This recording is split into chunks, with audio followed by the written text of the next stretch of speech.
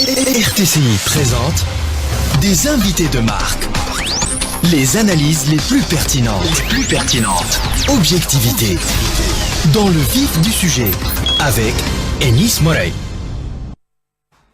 Mesdames, Mesdemoiselles, Messieurs, bonjour, excellente matinée à vous tous, ravi de vous retrouver comme chaque lundi, du lundi jusqu'au jeudi avec toute l'équipe de la matinale d'RTCI. Aujourd'hui, nous allons discuter de la protection des données personnelles puisque le Conseil des ministres réuni le 8 mars dernier a adopté le projet de loi relatif à la protection des données personnelles qui amendera la loi numéro 63 de l'année 2004 qui est le texte en vigueur en la matière à ce jour. Plus de détails sur ce texte, ainsi que sur les nouvelles attributions de l'instance qui gère la protection des données personnelles en Tunisie, c'est ce que nous allons essayer de comprendre avec mon invité du jour, c'est Chaoukri Gaddes, le président de l'instance nationale de protection des données personnelles. Cher monsieur, bonjour, merci d'avoir accepté l'invitation. Bonjour. Alors, finalement, il est arrivé ce projet de texte tant attendu, me dit-on, qu'il a fait l'objet d'un forcing de la part du président du gouvernement pour qu'il soit adopté donc en Conseil des ministres. Il reste l'étape la plus importante, Chaoukri Gaddes, c'est son passage devant l'Assemblée des représentants du peuple. Alors, on va essayer d'abord de comprendre les nouveautés dans ce texte-là, puisque vous l'avez élaboré, ou du moins vous avez contribué donc grandement à l'élaborer, et puis on va essayer de comprendre un peu cette polémique autour de la nouvelle blacklist éventuelle, dans laquelle nous serions peut-être, donc je ne sais pas, vous allez nous rassurer par rapport à ça. Alors, les nouvelles dispositions par rapport au nouveau projet donc de loi sur les données personnelles. Voilà, donc il faudrait savoir quand même que nous avons une loi depuis 2004, et qu'aujourd'hui, cette loi qui est un peu dépassée, qui a été édictée dans un contexte bien particulier, qui n'est plus l'actuel en tout cas, fait que on a été obligé et amené, par obligation, vu nos engagements internationaux, mais aussi pour permettre de coller au plus près aux évolutions technologiques et tout ce qui se fait d'un peu partout dans le monde. Quand on dit que ça devient un petit village, c'est effectivement le cas. Je parle de la planète, bien sûr. Il faut se mettre aux normes internationales pour pouvoir être, en tout cas, encore accepté comme étant un partenaire, et surtout avec l'espace européen qui, comme on le sait, totalise quelque chose comme 80% de nos échanges commerciaux. Notre premier partenaire. Voilà, notre premier partenaire. Et donc, on a été obligé non pas de réviser la loi de 2004, mais de lancer le projet d'une nouvelle loi qui va complètement remplacer, parce qu'on s'est amusé à essayer de réviser. Ça a fait quand même un patchwork qui n'était pas très très cohérent. Et donc, on a laissé tomber la loi de 2004, on a préparé ce projet-là, et ce projet a commencé à être préparé, et c'est pour ça que j'en revendique un peu la paternité, il faut le dire, parce que j'y ai travaillé depuis 2006, Vous parlez de l'instance, non, personnellement. Ah, personnellement, d'accord. Non. L'instance, il faut le dire, jusqu'à maintenant, n'a pas encore donné sa position concernant ce projet de loi. D'accord. Pour que les choses soient bien claires. C'est parce que depuis que le projet a été lancé, j'ai demandé officiellement au conseil de l'instance de me communiquer par écrit tous les commentaires qui seraient les bienvenus et qu'on discuterait en séance de conseil. Et jusqu'à ce jour, à part un membre qui est le représentant du ministère de la Santé, j'ai reçu aucun commentaire d'aucun membre d'écrit. Et donc, du coup, on n'a pas de position de l'instance sur ce projet-là. Juste pour avoir une idée par rapport à la composition donc du conseil de l'instance, actuellement, donc... Elle est composée théoriquement de 15 membres, dont 3 sont permanents et les 12 autres non permanents, qui se représentent des départements ministériels pour leur totalité ou leur quasi-totalité. Actuellement, les 3 membres permanents sont le président, c'est moi-même. Il y a 2 membres permanents qui sont un juge administratif, c'est monsieur Mohamed Lhedi Lesleti, et un juge judiciaire qui est madame Lamia Zargouni. D'accord. Nous sommes les 3 membres permanents. Donc on est là tous les jours de la semaine, on travaille, on continue. Et pendant les réunions du Conseil, il y a 12 autres membres théoriquement qui nous rejoignent, mais il y en a 3 qui ne sont pas nommés jusqu'à maintenant, parce que leurs décrets sont quelque part dans les rouages de l'administration depuis de nomination, ce temps. Donc. Voilà. Et donc c'est ça. Ça crée des problèmes de quorum.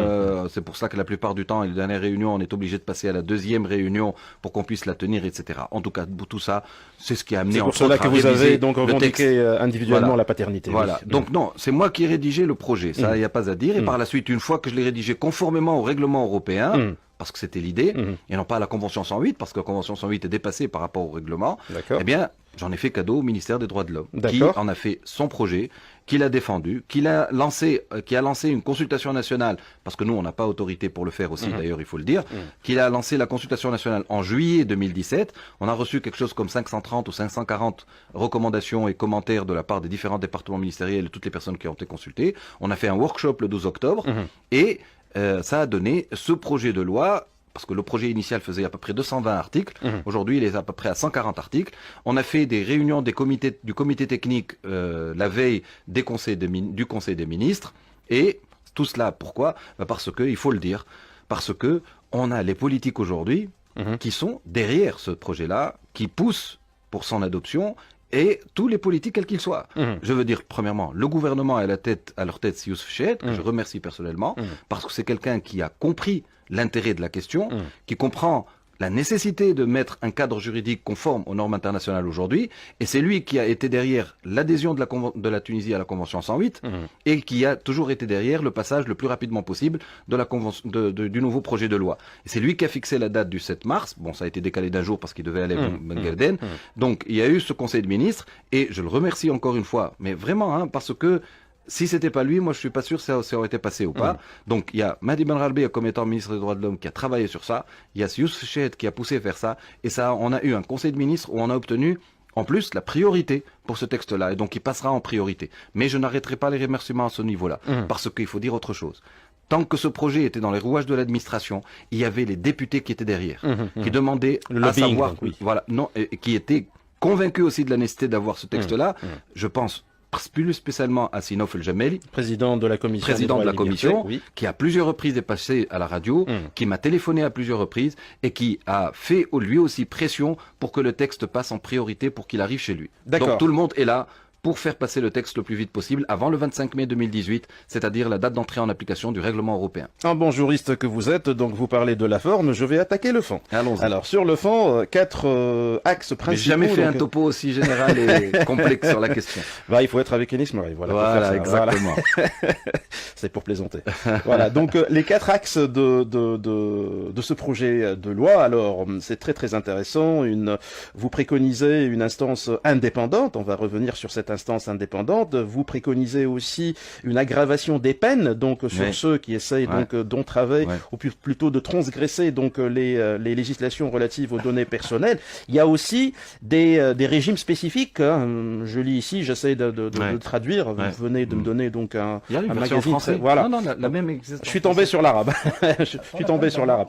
Voilà. Il n'y a pas de souci. Voilà. Donc alors des régimes spécifiques encadrant le traitement des données personnelles sensibles, et puis un régime général plus conforme aux évolutions technologiques en matière de traitement des données. Alors, voilà, on va pas essayer peut-être de tout comprendre, mais donc la philosophie générale, Chawri Gades. La philosophie générale, c'est une continuité de la 108, parce qu'il faut pas oublier que quand on a adopté la 108, il y avait une convention donc qui était additionnelle, qui est la 181, qu'on a ratifiée aussi. C'est celle qui parle de la nécessité d'avoir une autorité indépendante qui s'occupe de ce domaine-là, et c'est conforme, ou en tout cas qui devrait être conforme aux principes qui se trouvent dans les principes de Paris sur les instances indépendantes. Parce que actuellement, il faut le dire, les gens ne le savent peut-être pas, mais cette instance-là, juridiquement parlant, l'actuelle, celle que je préside actuellement, n'a rien d'indépendant. Elle est sous la tutelle d'un ministère. Il est vrai que depuis que j'ai pris les commandes de cette instance... Qui est le ministère d'éthique ? Au début, non, pas du tout. Au début, c'était le ministère de la Justice, et par la suite, ça a été le ministère des Droits de l'Homme. D'accord. Mais il faut le dire que depuis que j'ai été là, le 5 mai 2015, j'ai toujours travaillé en toute indépendance. Je n'ai jamais consulté et je n'ai jamais eu un ministre qui est venu me dire pourquoi vous faites ça ou vous faites ceci ou cela. C'est-à-dire dans les faits, vous avez été dans la pratique, on a toujours été entièrement indépendant. Mais bon, il faut le concrétiser sur le plan des textes. Par la suite, vous savez, parfois on a un texte où il y a une autorité indépendante, mais on n'a pas une autorité réellement indépendante dans la pratique. Et l'inverse est aussi vrai. Donc, nous, ce qu'on va essayer de faire, c'est de mettre les normes d'indépendance, c'est-à-dire d'irrévocabilité des membres. C'est vrai qu'on avait l'intention dans le projet initial d'avoir une instance avec 6 membres, etc. Le pouvoir gouvernemental a décidé que les instances indépendantes pléthoriques n'avaient aucun sens, et, vu la pratique et vu les expériences passées. Et donc, ils se sont limités à 3 membres seulement. Donc, il y aura 3 membres qui seront nommés exclusivement par le chef du gouvernement et qui seront irrévocables pendant leur mandat, renouvelables une seule fois. Une instance avec 3 membres. 3 membres permanents. Permanents. C'est tout. Voilà. Il n'y aura pas de membres non permanents. Il y aura une administration, par contre, elle, qui sera assez développée parce qu'on a besoin d'énormément de technicité dans un domaine particulier, comme dans toutes les instances d'ailleurs. Et donc, mais ça, c'est une option. Faire 3 membres permanents seulement avec une administration assez renforcée. C'est la démarche qui a été suivie dans ce projet de loi. La stratégie et l'exécution, donc c'est ça finalement. Voilà, oui. la prise de décision, parce que aussi il faudra dire que l'instance va avoir un autre pouvoir qu'ont la totalité des autorités dans le droit comparé, puisqu'on est à peu près 120 autorités un peu partout dans le monde. Ces autorités-là sanctionnent les violations aux normes de protection. Et donc, ce qui se passe, c'est que ça devient une juridiction de premier degré. D'accord. Et donc, cette instance, comme en Tunisie, comme l'INT, l'Instance nationale de télécommunications ou le Conseil de concurrence, va avoir la possibilité de sanctionner et donc de prendre des décisions à caractère juridictionnel de premier niveau.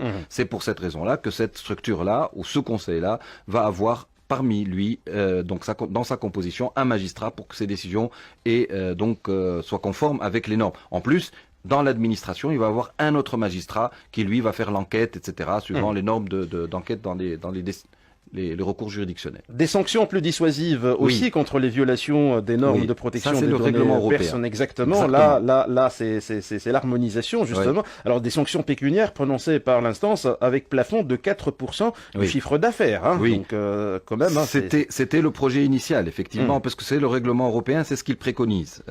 On a décidé par la pratique, il ne faut pas oublier qu'il y a plus de 40 ans qu'en Europe on applique les normes de protection, et donc on a vérifié que le seul élément dissuasif ou la seule sanction dissuasive contre les violations, pour ce qui est des personnes morales bien sûr, c'est leur poche, donc l'argent. Et donc ils sont après 4 années de négociations pour le règlement européen, on a admis le principe que le plafond de la sanction va être 4% du chiffre d'affaires. C'est quelque chose qu'on a mis dans le projet, c'est ce que le gouvernement a enlevé, mais qu'on a toujours espoir de remettre de nouveau au niveau du Parlement quand on aura à discuter le texte. Parce que, il faut le dire, les gens ont peur. Ils se disent, une instance indépendante qui va pouvoir, prenons un exemple, Tunisie Télécom par exemple, qui a un chiffre, on n'est pas en train de parler de bénéfices, on est en train de parler de chiffre d'affaires. Donc, qui peut être sanctionné dans le maximum ou dans les situations les plus graves, en cas de récidive, etc., à 4%, c'est-à-dire mettre en difficulté une entreprise nationale aussi importante. Mais c'est effectivement pas, il n'y a pas d'autre solution, j'en suis convaincu. Mais vous voyez le problème de l'indépendance des structures, aussi, le problème entre guillemets.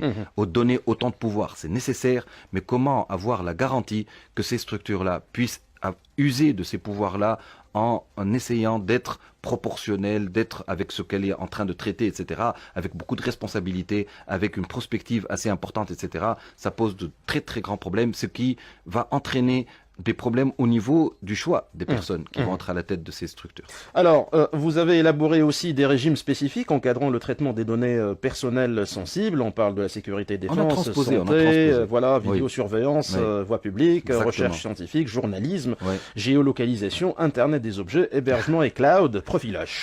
Tout ça, oui, tout ça, ce sont les nouvelles tendances au niveau du traitement des données personnelles d'un peu partout dans le monde.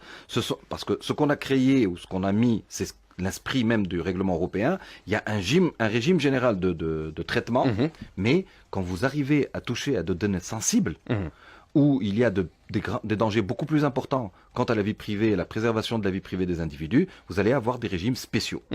Ces régimes spéciaux vont être beaucoup plus difficiles à mettre en œuvre. C'est ce qu'on a fait. Ce qui fait qu'on a un chapitre entier qui sont sur les régimes spéciaux. Et ces régimes-là posent de grands problèmes. Je donne comme exemple, par exemple, quand les structures publiques chargées de l'ordre public ou de la sécurité publique et de la défense nationale interviennent, est-ce qu'on doit leur appliquer le régime général ou un régime spécifique? Vous allez me dire, tout à fait normal, un régime spécifique. Alors, discussion de ce régime spécifique, moi je leur ai toujours dit, et je le redis ici, notre ligne de conduite, c'est l'article 49 de la Constitution. C'est-à-dire limitation la nécessité, voilà, comment on limite, liberté, donc on limite par une loi, oui, premièrement, pas par un décret ou une circulaire, donc il faut que ça soit une loi. Deuxièmement, il faut que ça soit nécessaire. Garde-fou, oui. Pour ça, et il faut que ça soit proportionnel. Et donc, c'est la grande discussion. Actuellement, ce qui a été demandé par ces deux ministères principalement, qui a été rejoint ce groupe-là par la Banque centrale, c'est de dire, nous, on veut carte blanche dans ces domaines-là. Quand il s'agit de sécurité nationale, de défense nationale et de sécurité financière de l'État, et monétaire, Mhm. vous n'avez pas à me contrôler. D'accord. On leur a dit, c'est pas possible. Même dans ce cas-là, je dois pouvoir avoir un contrôle minimum, mais avoir un contrôle. Il n'y a aucune autorité incontrôlable dans les rouages de l'État. C'est pour cela, cher Brigades, vous m'interpellez sur une question fondamentale sur laquelle aussi je vous ai entendu parler, c'est la question donc de la carte d'identité biométrique. Bah oui, c'est un cas d'école là, hein, Oui. c'est un cas d'école puisque C'est effectivement. c'est un cas d'école puisque la question qui s'est posée, c'est de tenir donc je dirais une base de données de Ouais. tous les citoyens avec Ouais. donc Exactement. les empreintes par le ministère de l'Intérieur Et les photos. et les photos aussi. Ouais. Et c'est pour cela donc que vous Et avez moi, je dirais pourquoi grincé. pas les données génétiques demain. Oui, voilà. Donc Ouais. et c'est pour cela que le texte a été retiré à la fin. Bah, il a été retiré parce que c'est l'entêtement du ministère de l'Intérieur. C'est pas autre chose. Quand on vient dire à une structure publique, ok, vous avez le droit de faire cela. C'est-à-dire de produire une carte d'identité biométrique. Et je le redis encore, merci pour l'occasion. Moi, je suis un défenseur beaucoup plus virulent de la nécessité de la carte d'identité biométrique que le ministère de l'Intérieur. Moi, je veux demain la carte d'identité biométrique. Parce que c'est la seule manière de développer l'économie numérique et de développer l'administration électronique qui est une nécessité, un impératif pour la Tunisie. Tout à fait. Bien. Donc, il le faut. Mais à quel prix?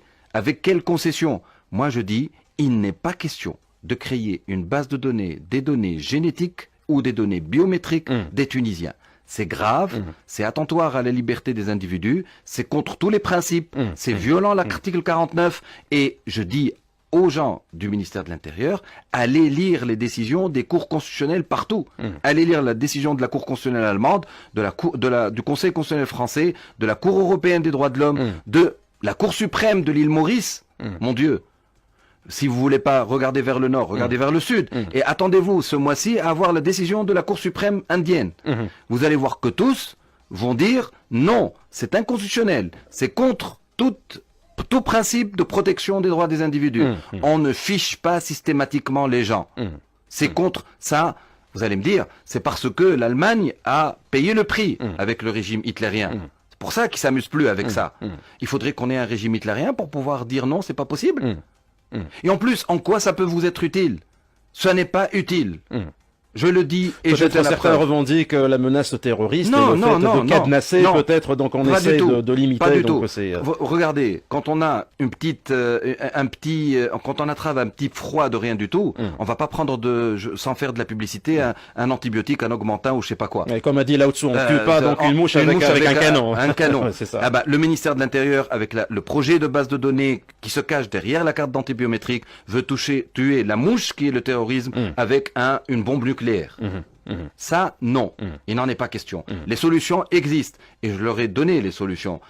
Mais apparemment, c'est une volonté claire de vouloir profiter du projet de carte d'identité nationale pour avoir beaucoup plus de moyens que ce nécessaire dans un régime démocratique. On n'est plus sous Ben Ali aujourd'hui. Voilà, on n'est plus sous Ben Ali et on s'en réjouit. Faut le rappeler et également alors aussi, voilà. Donc la nouvelle réglementation européenne sur la protection des données personnelles, ça aussi, Ouais. donc c'est l'objet peut-être Ouais. même de ce forcing pour faire adopter ce texte-là. Ouais. Alors Chabrigades, beaucoup ont polémiqué autour de cette question-là, que la Tunisie va être blacklistée de nouveau. Mea dans culpa, une- mea culpa. Mea culpa. Il va revenir sur ces paroles-là sur RTC Non, aujourd'hui, pas du tout, Chabrigades. pas du tout. Alors, Pas du tout. le 25 mai 2018... C'est de la stratégie. C'est de la stratégie, voilà, il est stratège, Brigades. Voilà, donc le 25 mai 2018, on J'ai sera pas fait en l'école de guerre pourtant. J'ai enseigné, mais je l'ai pas fait. Donc le 25 mai 2018 entrera en vigueur ce règlement Oui, européen. exactement. C'est un règlement, ce n'est pas une directive, il faut le rappeler. Oui, mais donc, il faudrait c'est- que les gens sachent que la différence Exactement, qu'il y a donc entre les deux. la différence, c'est-à-dire il s'applique directement Exactement. et tous les pays qui n'appliquent pas ou qui ne mettent pas en conformité leur législation Non, non, avec ils la n'ont pas à le législation faire. européenne, voilà, donc seront finalement donc Oui. sanctionnés Ouais. ou blacklistés. Si vous pouvez nous éclairer davantage. Alors, de manière très très rapide pour ne pas, parce que c'est un peu technique, à 8 heures du matin, il faut pas embêter un peu les auditeurs. Non, moi j'ai Mais- des auditeurs qui sont Très bien, merveilleux, hein, très qui bien. sont avertis, qui Très sont bien. Ça me intelligents, fait plaisir. et je les salue Mais- par ailleurs. Voilà. Oui, bon, alors vous êtes en train de me saluer parce que je suis un auditeur aussi. Alors, donc, ce que je veux dire tout simplement, c'est que la différence qu'il y a entre un règlement et une directive européenne, c'est que la directive doit être transposée dans le droit national par une loi nationale, ce qui n'est pas le cas du règlement. Le règlement, les Européens vont dormir le 24 mai au soir, vont se réveiller le 25 mai de cette année le matin, et même si leur Parlement n'a pas voté une loi conforme au règlement, le règlement va s'appliquer sur leur territoire. Quand même. Ça, c'est pour les États de l'Union européenne. D'accord. Donc ils vont se réveiller tous le 25 mai, ils vont appliquer le même texte qui est le règlement européen, qui sont ces 99 articles qui sont magnifiques. Et magnifiques, pas pour rien, je vous assure, c'est une œuvre d'art et qui a été négociée pendant 4 ans au niveau européen. Donc ce n'est pas quelque chose qui a été comme ça parachuté. Bien, maintenant, ça c'est un premier point. Vous allez me dire, et nous, la Tunisie, on n'est pas dans l'Union européenne, alors. Excusez-moi le terme. Donc, pourquoi nous appliquer ce texte-là? Pas parce que c'est notre partenaire. Parce que dans ce règlement européen, quelle est une des règles applicables? On ne peut transférer des données personnelles d'Européens vers des États tiers, donc hors Union européenne, que si ces États ont retenez bien le terme, une protection adéquate. D'accord. C'est-à-dire une protection au moins similaire à celle qui va s'appliquer en Europe. Et vous parlez par exemple d'un délégué à la protection des données, le Data Protection Officer. Exactement. Et donc on va devoir, nous, se mettre au parfum, et donc au niveau du règlement européen. Alors ce qui va se passer, c'est que le 25 mai, si notre texte maintenant va passer mercredi au Parlement, avec priorité, il y a des chances qu'on puisse l'obtenir adopté en mai 2018. Parce qu'on est quand même à 2 mois. Un peu plus de 2 mois. Donc, 25 mai 2018. Donc presque 2 mois. C'est possible. Mais j'ai l'impression, cher Brigades, excusez-moi, peut-être vous êtes plus averti que moi sur la question, là, sur la commission des libertés, il y a pas mal de textes qui sont... Attention, aucun de ces textes-là n'a priorité. Oui. Celui-là va avoir, c'est ce que je disais, si Oufched nous donne vraiment des cadeaux magnifiques. Parce qu'il a mis la priorité sur le texte. C'est-à-dire que ce texte-là, quand il va rentrer à la Chambre, il va dépasser tous les autres et se placer en premier. Je ne sais pas si Naoufel Jamel est en train de nous écouter, je voudrais bien qu'il intervienne avec nous au 71 840 000. Sinon, Jamel, le président de la commission des libertés et des droits, parce que c'est à lui aussi de gérer un peu ces textes de loi au niveau de la commission. Bien sûr. Mais en tout cas, on verra comment ça va s'agencer et se faire au niveau du Parlement. Mais en tout cas, pas mai, juin, juillet. En tout cas, si on obtient d'ici juin, juillet un texte national tunisien, je le dis, je mesure bien ce que je suis en train de dire, on sera le seul État hors Union européenne qui aura un texte conforme au règlement européen. C'est-à-dire qu'on sera dans une whitelist, pas dans une blacklist. D'accord. La blacklist, moi, parce que les Tunisiens connaissent ce que ça veut dire la blacklist et ses dangers, j'ai utilisé ce terme pour réveiller les consciences et sur la gravité de la chose. Mais il n'en est pas question. Il n'y a pas de blacklist possible sur ce truc-là. Autrement, dans la blacklist, il y aura tous les États du monde. Ah, d'accord. Donc le 25 mai, si jamais la Tunisie n'adopte pas ce texte-là, on sera pas affiché, pour reprendre. On sera sanctionné au niveau des transferts de données, comme tous les autres États du monde. Voilà, des transferts Donc, pour transférer des données de l'Europe vers des États non européens, donc nous par exemple, ou le Maroc, on sera sur le même pied d'égalité. Ils transféreront difficilement des données vers nos pays. Alors, on parle des industries, des centres d'appel, on parle aussi des banques, on parle aussi des assurances, on parle aussi des cliniques. La question qui se pose là, nous étions en train de parler depuis le matin donc de l'État. Alors, au niveau des entreprises, est-ce qu'il y a une mise à conformité à mettre en place de la part des entreprises? Il y a des obligations. Des obligations. Des obligations qui vont devoir s'appliquer. D'ailleurs, une des grandes discussions au niveau du Conseil de ministres, c'était les délais d'application du texte. Nous, dans le texte, on a mis 3 mois. Ils se sont dit, c'est trop peu, il faut augmenter le truc. Bon, moi, personnellement, je suis disposé à aller à 6 mois, mais pas plus. Parce que on ne crée pas de nouveau comme s'il y avait rien avant. On est en train de rehausser le niveau. Et donc, les normes de protection existaient avec la loi de 2004. Donc, nous, on est en train d'améliorer la protection. Donc, ce n'est pas quelque chose de nouveau. Donc, il n'y a pas à faire, par exemple, ce qu'on a fait avec la loi sur l'accès à l'information, où il y a eu 1 année. Et d'ailleurs, je vais vous dire les choses comme elles sont de manière brute et choquante même. Pour la loi sur l'accès à l'information, on a pris 1 an pour l'appliquer. Parce qu'on devait faire la classification de données, obliger les structures publiques à préparer les délégués à l'accès à l'information, préparer les sites web, etc. Les exceptions. Et tout aussi, ça, rien n'a été fait en 1 année. Rien n'a été fait. Et donc, vous pourrez donner 2 années pour appliquer la loi, rien ne sera fait quand les 2 années seraient passées. Donc arrêtons de jouer avec ça. Il faut y aller. Et alors, moi je reprends ce qu'a dit la présidente de la doyenne des autorités de protection dans le monde, qui est l'autorité française, CNIL. La CNIL. Eh ben, elle a dit, nous, le 25 mai, on va pas sanctionner. On va accompagner. On va aider les entreprises et les intervenants à se conformer aux normes. Mais on va pas commencer à sanctionner le 25. Non, mais Chokri Gades, personnellement, je vais au-delà de ces considérations-là. Pour moi, je ne pense pas qu'on doit verser dans les sanctions, mais on doit se mettre à l'évidence que c'est une manne économique qu'on va perdre. Donc, c'est au-delà des sanctions, hein, c'est une manne, parce qu'aujourd'hui, vous avez dans l'industrie des... Et les entreprises l'ont compris, hein. Je les reçois tous bien les jours au bureau, moi. Oui. C'est des gens dont les partenaires disent, attention, après, mais on va être dans une situation embêtante parce qu'on pourra plus avoir les mêmes rapports avec vous. Exactement. Il faudrait que votre espace national soit un espace de protection. Et regardez maintenant, je vais vous dire quelque chose. Cette semaine même, il y a 4 manifestations. Vous allez être étonnés, qui sont organisées par des entreprises étrangères, européennes, sur le territoire national, pour travailler sur la conformité des entreprises tunisiennes au règlement européen. Parce que les Européens, je vais vous le dire aussi, n'ont pas envie de perdre le partenariat avec des entreprises tunisiennes. C'est clair, c'est clair. Et je parle aussi de Tunisair, je parle aussi de la CT, je parle mais alors aussi... vous allez être étonné pour Tunisair. Oui, vous allez me dire. Mais je parle aussi des Tunisiens résidant à l'étranger, c'est-à-dire les TRE qui sont 1 million, par exemple, en France, 1,3 million et quelques dans le monde, et qui eux-mêmes, je parle donc de l'Union européenne, qui eux-mêmes, ils ont la double nationalité, souvent. Donc, quelque part, ils sont aussi concernés par cette considération-là. C'est indépendamment des personnes, parce que nous, on est en train de parler maintenant de la nationalité des data, pas des personnes en elles-mêmes. Donc, indépendamment...